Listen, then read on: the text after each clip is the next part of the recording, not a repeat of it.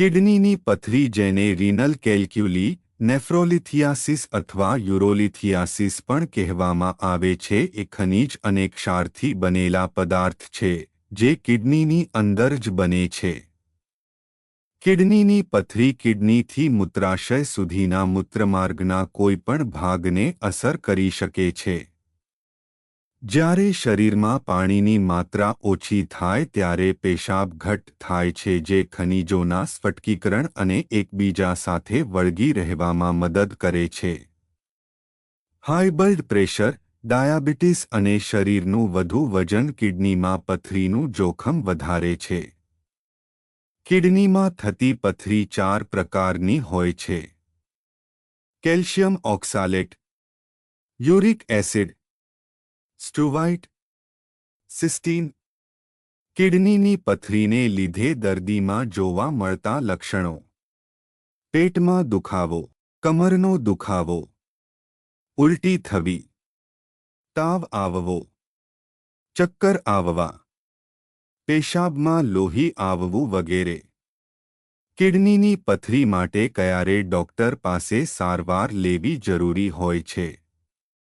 દુખાવો એટલો તીવ્ર હોય કે જેનાથી દર્દી આરામદાયક સ્થિતિમાં રહી શકે નહીં અથવા બેચેની થાય.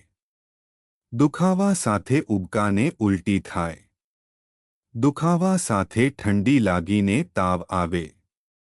પેશાબમાં લોહી આવે અથવા પેશાબ કરવામાં મુશ્કેલી પડે. આવી પરિસ્થિતિમાં તાત્કાલિક ડોક્ટરની સલાહ મુજબ સારવાર કરવી જરૂરી છે. કિડનીની પથરી થવા માટેના જોખમી પરિબળો: દરરોજ પૂરતું પાણી ન પીવું.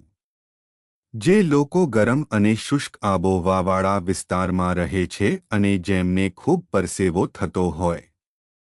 પરિવારમાં અન્ય સભ્યને કિડનીની પથરી થઈ હોય. જો વ્યક્તિને પહેલા એક અથવા વધારે વખત પથરી થયેલી હોય તેને ફરીથી પથરી થવાનું જોખમ વધુ હોય છે.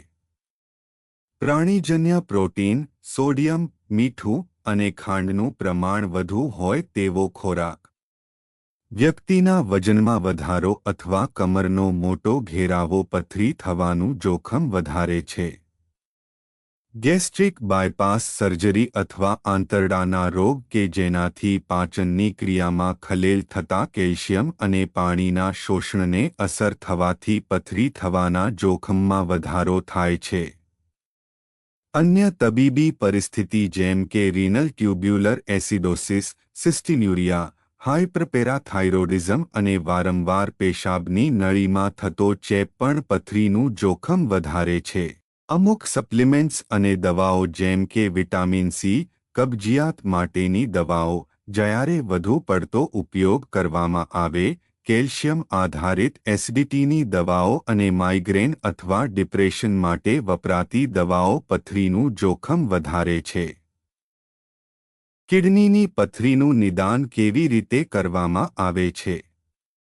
દર્દીના લક્ષણો પરથી જો ડોક્ટરને તે લક્ષણો કિડનીની પથરીના કારણે હોઈ શકે તેવું લાગે તો તેની ખરાઈ કરવા અમુક રિપોર્ટ કરાવી શકે જેમ કે પેટની સોનોગ્રાફી, સીટી સ્કેન અથવા એક્સ-રે.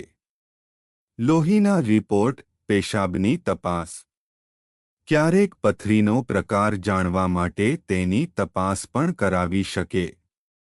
કિડનીની પથરીની સારવાર કેવી રીતે કરવામાં આવે છે? કિડનીની પથરીની સારવાર તેના પ્રકાર અને કદ પર આધાર રાખે છે. જો દર્દીમાં નાની પથરી સાથે સામાન્ય લક્ષણો હોય તો દર્દીને લક્ષણો માટેની સારવાર જેમ કે દુખાવાની દવાઓ તથા કિડનીમાંથી પથરી પસાર કરવામાં મદદ કરતી દવાઓ સાથે દિવસમાં 2 થી 3 લીટર જેટલું પાણી પીવાની સલાહ આપવામાં આવે છે. જો દર્દીમાં મોટી પથરી સાથે ગંભીર લક્ષણો હોય તો પથરીને દૂર કરવા માટે વિવિધ પ્રકારની સારવાર જેવી કે ધ્વનિ તરંગના ઉપયોગથી પથરી તોડવાની સારવાર, પરક્યુટેનિયસ નેફ્રોલિથોટોમી સર્જરી, એન્ડોસ્કોપીની મદદથી પથરી દૂર કરવી, અન્ય સારવાર જેમ કે પેરાથાઇરોઇડની સર્જરી વગેરે. આ સાથે દર્દીને કેટલીક સહાયક સારવાર પણ આપવામાં આવે છે જેમ કે ચેપ હોય તો એન્ટીબાયોટિક્સ દવાઓ, યુરિક એસિડનું પ્રમાણ ઘટાડવા માટેની દવાઓ, જીવનશૈલીમાં ફેરફાર માટેની સલાહ વગેરે. કિડનીમાં થતી પથરી અટકાવવાના ઉપાયો. પુષ્કળ પ્રમાણમાં પ્રવાહી પીવું એ કિડનીની પથરી અટકાવવાનો શ્રેષ્ઠ માર્ગ છે. દરરોજ 2 થી 3 લીટર જેટલું પાણી પીઓ. બીટ, ભીંડા, પાલક, શક્કરિયા, બદામ, ચા, ચોકલેટ, કાળા મરી, સોયાના ઉત્પાદનો વગેરે ઓક્ઝાલેટ યુક્ત ખોરાક ઓછા પ્રમાણમાં ખાઓ. મીઠું, નમક અને પ્રાણીજન્ય પ્રોટીન ઓછું હોય તેવો આહાર પસંદ કરો. જો શરીરનું વજન વધારે હોય તો તેને ઓછું કરવાનો પ્રયત્ન કરો. જે લોકોમાં ચોક્કસ પ્રકારની પથરી બનતી હોય તેના માટે પેશાબમાં ખનિજો અને ક્ષારની માત્રાને નિયંત્રિત કરતી દવાનો ઉપયોગ પથરી અટકાવવામાં મદદરૂપ થઈ શકે છે.